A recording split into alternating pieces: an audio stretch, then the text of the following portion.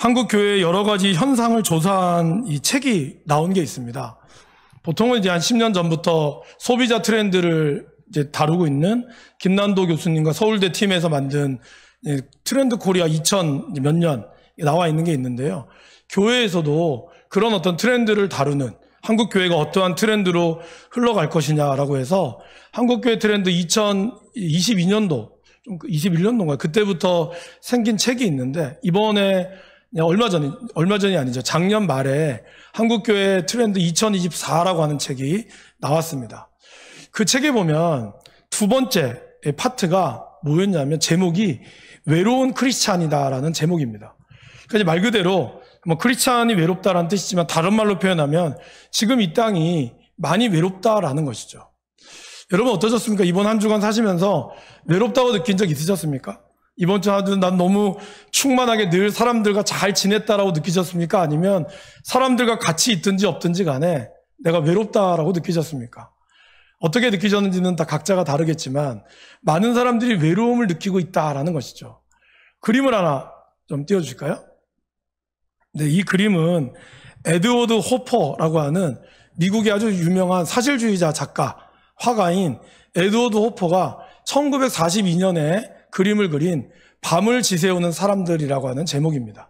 이 그림의 분위기가, 저는 사실 전문가가 아니라서 그냥 이 전문가의 내용을 이걸 분석한 걸 보니까 저 4명의 사람이 있습니다. 1명은 종업원이고 3명은 그 바에 앉아 있는 사람이죠.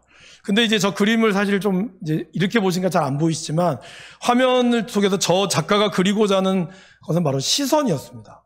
저 두 남자 여자가 같이 보고 있는 시선, 저들이 같은 곳을 보는 것이 아니라 다른 방향을 보고 있고, 또 한 명의 등을 기대고 있는 그 사람의 시선 또한 다른 데 있습니다. 그리고 저 종업원, 이제 뭐 술이나 아니면 음료를 따르는 저 종업원의 시선도 사실은 뭐 설거지를 하고 있는 장면일지 모르지만 그의 시선도 다른 데 있습니다. 여러분 저 그림을 보면서 저 사람들이 함께 있다라고 생각이 드십니까? 물론 공간적으로는 함께 있지만 함께 있는 것이 아닙니다. 바로 이 작가가 그리고자 하는 게 바로 그거였어요. 1942년도는 미국이 대공황을 끝내고 이제 막 회복되어 가는 가운데서 미국이 또다시 세계의 제2차 세계대전이 펼쳐지면서 수많은 사람들이 그러한 전쟁통에서 보내는 그 외로움과 그 고립감, 그 속에서 이 빛과 어두움을, 밤을 다 끝내고 이제 밤이 어둑어둑해지는 때에 일과를 마치고 술을 마시러 오는 사람, 차를 한잔 마시러 오는 사람들이 각각 자기가 바라보고 싶은 방향 속에서 같은 공간에 있지만 같이 있지 않은 저러한 그림을 보여주고 있습니다. 저 그림이 공감이 가십니까? 네. 저 그림이 만약에 우리에게 공감이 간다면 지금 우리 시대도 그렇다라는 것을 우리는 알 수 있습니다. 아까도 말씀드렸지만 그 책에서 이야기하는 트렌드, 바로 외로움이다라고 분석하고 있습니다. 그래서 요즘에 우리의 단어들 중에 많이 주목하고 있는 단어들 중에 하나는 바로 고독과 고립을 들 수 있습니다. 고독과 고립은 좀 같으면서 달라요. 그래서 어떤 기자가 고독과 고리움을 이렇게 표현했습니다. 사악한 쌍둥이다. 쌍둥이가 보면 얼굴은 비슷한데 좀 다르잖아요. 고독과 고립은 같은 것 같은데 또 다르다는 거죠. 그럼 어떻게 다를까요? 고독이라고 하는 것은 스스로 선택한 겁니다. 내가 스스로 다른 사람과 관계 속에 나 혼자 있기를 원하는 것. 그런데 이러한 고독은 여러 가지 의미가 있죠. 특별히 이제 크리스찬들에게는 고독의 시간이 필요하죠. 그것이 바로 하나님과 나와의 만남의 시간이죠. 그래서 우리는 묵상이라든지 아니면 개인적으로 집에서나 교회에서도 혼자 기도하는 이런 고독의 시간을 우리는 가질 필요가 있습니다. 그래서 그런 고독의 시간은 하나님도 예수님도 때로는 새벽 미명에 혼자 하나님과 기도하는 고독의 시간을 가졌죠. 그런데 여러분, 지금 많은 사람들은 스스로 고독하는 시간을 택하기도 하지만 그 가운데 고립되어 있다라는 겁니다. 어느 누구도 한 통화도 핸드폰에 전화가 벨이 울리지 않아요. 어느 누구도 우리 집에 찾아오는 사람이 아무도 없어요. 밤 하루 종일 가만히 있지만 문 두들기는 소리들이 들리지 않고 전화벨 소리가 울리지 않습니다. 나가지만 그 누구도 나를 알아보는 사람이 없어요. 수많은 사람들 속에 내가 있지만 나는 그 가운데 고립감을 느끼고 있습니다. 이건 비단 우리만의 문제가 아닙니다. 영국에는 2018년도에 외로움부 장관이라는 것을 만들었습니다. 그러니까 외로움 부서가 있어요. 우리 내무부, 국방부가 있듯이 외로움 부라는 것이 2018년도에 생겼고 그것에 맡은 장관이 임명이 됐습니다. 공식적으로. 2021년도에 일본에서는 워낙 고독사와 고립사가 많다 보니까 코로나도 심해지고 그러면서 사람들의 관계가 없어지다 보니까 2021년도에 일본에서도 고립 담당 장관을 두고 있다라고 합니다. 지금도 운영하고 있대요. 우리나라에서도 설문조사를 해봤습니다. 한국 성인의 54.6%가 평소에 외로움을 느낀다라고 답하고 있고 또한 87.7%가 사회 전반적으로 외로움을 느끼고 있다라고 대답하고 있습니다. 여러분, 사람은 관계적인 존재입니다. 아무리 고독한다고 하더라도 어떠한 관계를 맺고 싶어지는 거죠. 여러분, 그렇지 않습니까?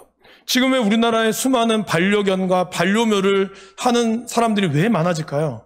예전에 우리 어르신들, 우리 믿음의 선배님들의 30대, 40대는 개 키우는 사람이 그렇게 없었습니다. 아파트에서 개 키우면 난리 났죠. 제가 살았던 사택에서도 그 개가 도베르만을 키웠었거든요. 엄청 큰 개였어요. 근데 성대를 제거했어요. 왜냐하면 아파트 키울 수 없기 때문에. 그것이 그 당시에 어떻게 보면은 룰이었는데 지금은 아파트마다 반려견 키우는 건 예사입니다.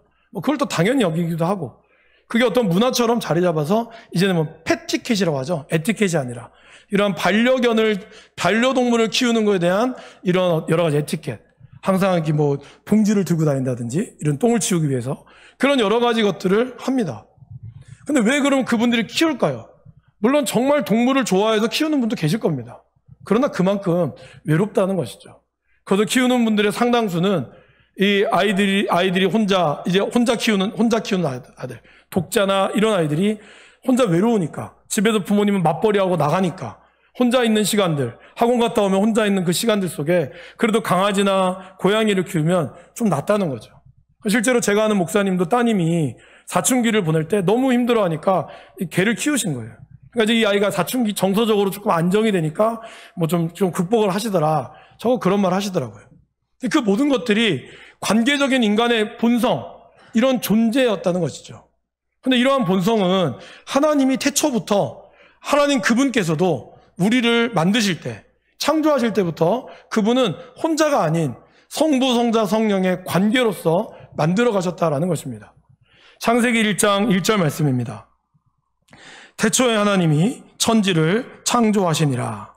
여기서 나오는 이 하나님은 복수형으로 나옵니다. 하나님이 단수가 아니에요. 복수형으로 하나님이 이 천지를 창조하셨다라고 표현합니다. 또한 1장 26절 말씀에도 이렇게 나오죠. 하나님이 이르시되 우리의 형상을 따라 우리의 모양대로 우리가 사람을 만들고 그들로 바다의 물고기와 하늘의 새와 가축과 온 땅과 땅에 기는 모든 것을 다스리게 하자.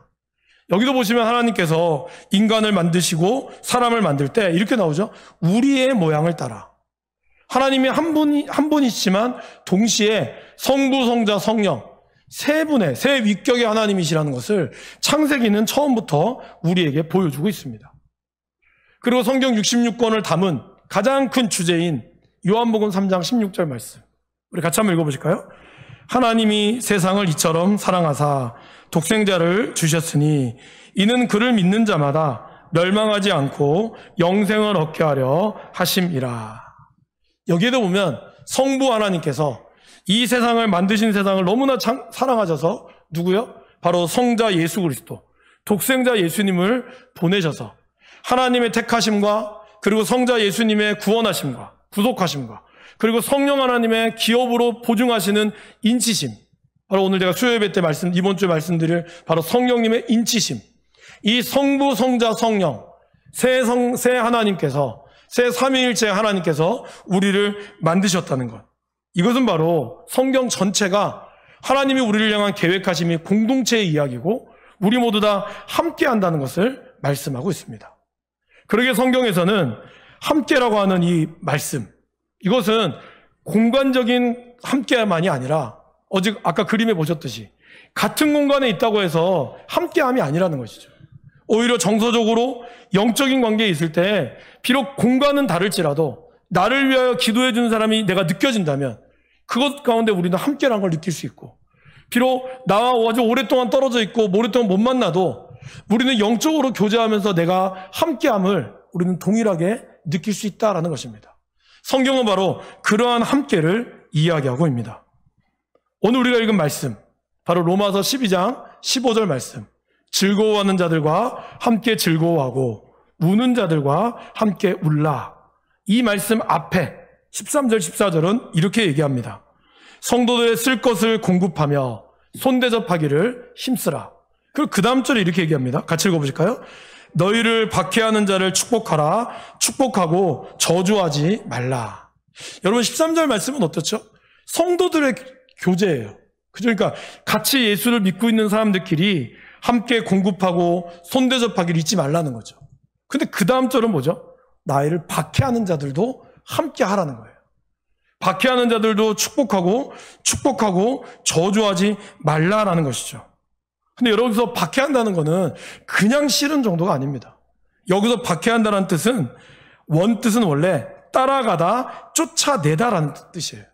그러니까 이 사람들은 우리의 삶의 삶을 완전히 내쫓고 싶어 할 정도로 싫어한다라는 뜻이죠. 여러분, 저희들이 통영을 왜 갔을까요? 그분들이 우리를 초청해서 갔을까요? 천만의 말씀입니다. 그분도 우리 별로 안 좋아합니다. 처음에 저희 전에 이미 목사님이 세우신 교회는 저번에 한번 말씀드렸죠. 원래는 교회가 이제 빌라에 있습니다. 우리처럼 이런 교회가 아니에요. 목사님이 이 통영 땅에 본인이 고향이기도 하시고 또 마지막에 본인이 항해사였기 때문에 하나님 이 바닷가 쪽에 복음을 전하는 본인의 사명이 있어서 이 선택하시다가 빌라가 마침 나와 있어요. 3층짜리 빌라가 나와 있어서 거기를 이제 빚내고 사신 거죠. 처음에 들어오셨을 때는 교회라고 얘기하지 않았다고 합니다. 왜냐하면 이미 그 동네에는 교회가 들어올 수가 없었거든요. 몇 해 전에 그 통영 시내에 있는 교회가 들어오려고 했다가 사람들이, 거기 있는 사람들이 소문 뿌리고 쫓아내면서 교회를 못 세웠어요. 그래서 목사님께서 처음에는 빌라에 들어와서 교회라고 말하지 않고 그냥 새벽 3시나 4시에 일찍 일어나셔서 그 바닷가 청소부터 시작해서 마을 동네에 이제 힘쓰는 일은 목사님이 다 하셨죠. 그러면서 이제 때가 되면서 서서히 교회라는 것을 만드셨습니다. 당연히 반응은 좋지 않았죠.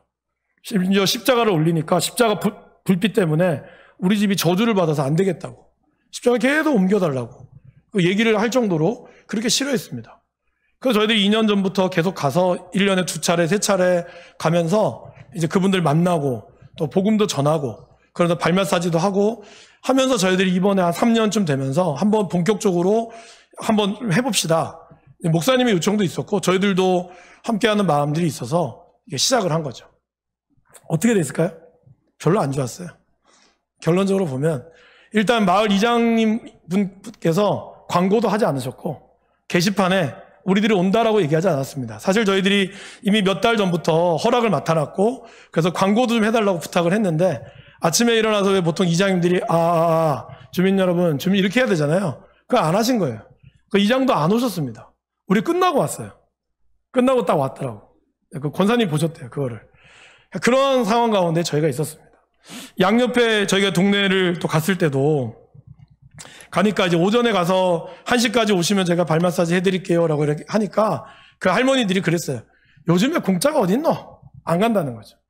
워낙 그 시골에도 요즘 사기꾼들이 들어와서 이렇게 막 뭐 홍보하러 왔다가 막 뜯어내니까 그분들이 안 믿는 거죠. 누가 공짜로 와서 뭐 밥 해주고 그리고 마사지 해주냐고. 다 니네들 그거 가지고 다 돈 벌는 거 아니냐고. 아무리 얘기를 해도 안 들으시는 거예요. 그러면서 저희들이 이제 오전에 점심을 우리끼리 먹고 다시 이제 오후에 또 나갔습니다. 그래서 1시 반에 오기로 한 분도 있고 또 있어서 양옆에 마을로 갔는데 여전히 안 오시는 거죠. 한 분은 오고 싶은데 눈치를 보는 거예요. 계속. 주변 할머니들이 안 가니까 혼자는 못 가겠고 안 가고. 한 분은 그럼 어떻게 한 분이 오셨어요. 그런 가운데 저희들이 이제 4시에 한 번 더 갔었거든요. 제가 이제 왜 갔냐면 이 포도원 품꾼의 비유가 좀 생각이 났어요. 주인이 처음에 새벽 5시에 가서 사람 부르고 그리고 오전에 가서 사람 부르고 마지막 11시에 불렀잖아요. 그래서 마지막에 가면은 이제 오지 않을까? 다들 이제 또 식사 준비하고 바쁘신데 그래도 이제 권사님하고 집사님 모시고 제가 갔어요. 가니까 4명이 왔어요. 4명이 오고 옆마을에서 한 분이 직접 차 타고 왔어요. 그래서 저희들이 이게 식사 대접을 이게 좀 잘 해드리면서 어쨌든 그 주변 분들 소문 듣고 오신 분들은 마사지를 잘 해드렸습니다. 그런데 문제는 거기죠. 원래 저희들이 준비한 메인은 5시였거든요.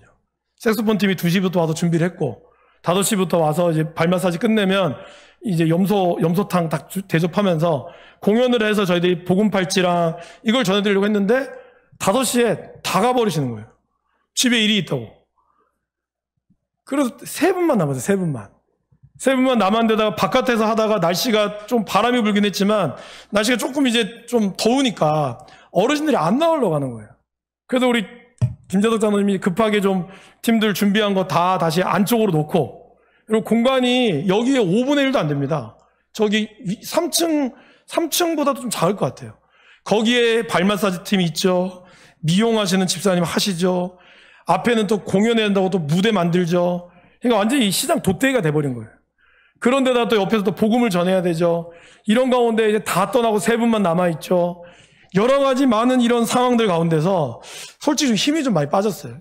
또 정말 열심히 준비하셨거든요. 다들 준비하시고 우리 공연팀들은 진짜 준비해서 이 더운 날 다 준비해 왔는데 이 어쩔 수 없이 계획을 변경해야 되는 그런 상황 가운데서 저도 이 더운 날 오신 것도 고생인데 뭔가 좀 그래도 오셔갖고 공연이라도 듣고 노래라도 부르시면 좋겠다고 했는데 3분 달랑 남았고 그 중에 한 분은 중간에 또 갔어요.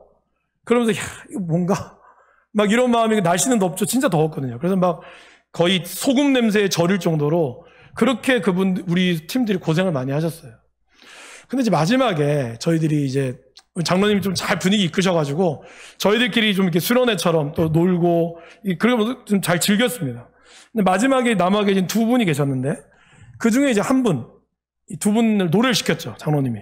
처음에는 뭐 또 안 한다 빼시다가 안 시켰으면 큰일 날 뻔했어요. 가창력이 장난이 아니에요. 진짜 아주 마이크가 찢어지겠더라고.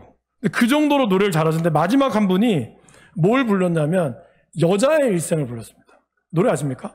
자, 가사를 한번 띄워드릴게요. 가사가 이렇게 됩니다, 여러분. 참을 수가 없도록 이 가슴이 아파도 여자이기 때문에 말 한마디 못하고 헤아릴 수 없는 소름 혼자 지닌 채 고달픈 인생길을 허덕이면서 참아야 한다기에 눈물로 보냅니다. 여자의 일생. 2절. 견딜 수가 없도록 외로워도 슬퍼도 여자이기 때문에 참아야만 한다고 내 스스로 내 마음을 달래어가면서 비탈질 인생길을 허덕이면서 참아야 한다기에 눈물로 보냅니다. 여자의 일생. 이분이 이 노래를 부르고요. 자기 얘기를 하시는 거예요. 저는 좀 얼굴을 알지만 거기 있는 대부분의 사람들 처음 왔던 분들이 많기 때문에 제가 15년 동안 남편 병수발을 했다는 거예요. 남편이 쓰러져가지고. 너무 힘들었는데 힘들어도 말을 못하는 거예요. 왜? 이 노래처럼 여자이기 때문에. 그러면서 자기가 이렇게 살아온 세월이 15년이고 아직까지 남편은 죽지 않고 살아있는 거죠. 그러니까 계속해서 병수발을 언제 끝날지 모르는 시간을 이분이 보내는 거예요. 그러면서 이 노래를 자기가 너무 부르고 싶어가지고 이렇게 부른 거죠. 부르면서 이제 끝나고 나서 저희도 이제 짐 정리 다 끝나고 가는데 이분이 이제 마지막까지 계셨어요. 계시면서 저희들이 안아드리고 하는데 자기가 너무 누구한테 얘기하고 싶은데 얘기를 못했다는 거예요. 그러면서 이 노래를 부르고 자기 얘기를 하니까 자기가 너무 속이 후련하다는 거예요. 너무 감사하다는 거예요. 제가 사실 그걸 딱 들으면서 우리 46명의 성도들을 하나님께서 보내신 이유가 이분 한 분 때문이 아닐까라는 생각이 좀 들었어요. 왜냐하면 여러분 보세요. 우리가 하나님이 우리를 구원하실 때 그냥 너 예수 믿어라 해서 구원한 게 아니거든요. 여러분을 구원하실 때 하나님이 자신의 모든 것을 다 주셨거든요. 여러분 한 명, 나 같은 인간 하나 구원하려고 예수님께서 이 땅에 오셔서 모든 고통을 다 받으시고 모든 심지어는 자연국까지 다 거스리면서 우리를 구원하셨다는 거예요. 그 한 명 때문에. 그 한 명 때문에 이 쓸모없는 저 하나 때문에 하나님이 모든 것을 바쳐야 하는 것이라면 이 한 분의 마음을 위하여 하나님이 46명의 성도를 보내신 것은 결코 아까운 것이 아니다라는 것이죠. 우리가 생각하는 경제적 효율을 따지면 얼마나 손해입니까? 그 많은 분들이 8월 15일 그 연휴, 어떻게 보면 빨간 날, 충분히 쉴 수 있는 그 타이밍에 그 모든 것을 다 뒤로 하고 온전히 거기에 매달려서 나아가는 이 시간들이 어떻게 보면 아깝죠. 아니면 그 왔으면 정말 많은 사람들이 와가지고 우리가 만든 복음 팔찌도 좀 받고 그래서 기도하고 하는 모든 모습이 있으면 더 좋았겠지만, 그러나 하나님께서는 우리의 그러한 마음들을 통해서 하나님이 진정으로 함께 한다는 것이 어떤 것인가. 비록 우리를 싫어할지라도, 때로 우리를 멀어질지라도 하나님은 우리의 마음을 통하여 함께 하시는 것을 보내는 것. 이것이 하나님께서 우리에게 말씀하시는 함께함의 의미다라는 겁니다. 사랑하는 여러분, 함께라는 것이 우리가 좋아하는 사람만 있으면 얼마나 좋겠어요. 그러나 때로는 내가 원수처럼 지내는 사람도 하나님은 나를 붙들으시기, 그 사람과 나와 함께 하기도 하시고, 때로는 내가 정말 불편한 사람과도 우리가 함께 해야 될 때가 있다라는 거죠. 진정한 함께는 우리가 마음이 맞아서 그래서 으쌰으쌰 하는 것도 함께겠지만, 그렇지 않아도 오히려 박해하는 자를 축복할 수 있고, 나를 미워하고 내가 불편한 상황 가운데서도 내가 그 마음을 같이 담을 수 있는 것. 그것이 하나님이 우리에게 이야기하는 함께다라는 개념이다라는 것입니다. 또 하나는, 제가 사실 이러한 모습 때문에 제가 오늘 이 말씀을 또 준비한 것도 있는데요. 함께라고 하는 이 개념이라는 것이 모든 것을 똑같이 할 필요는 없다라는 것이죠. 오늘 우리가 읽은 로마서 12장 말씀에 은사장이라고 불립니다. 그래서 하나님께서 각자의 은사를 주셨는데, 특별히 사도 바울은 각자의 은사를 이렇게 표현합니다.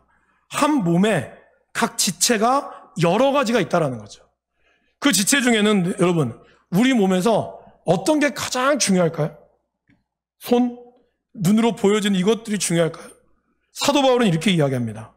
더 약하게 보이는 몸의 지체가 도리어 요긴하고, 우리가 몸에 덜 귀히 여기는 그것들을 더욱 귀한 것들로 입혀주며 우리의 아름답지 못한 지체는 더욱 아름다운 것을 얻느니라.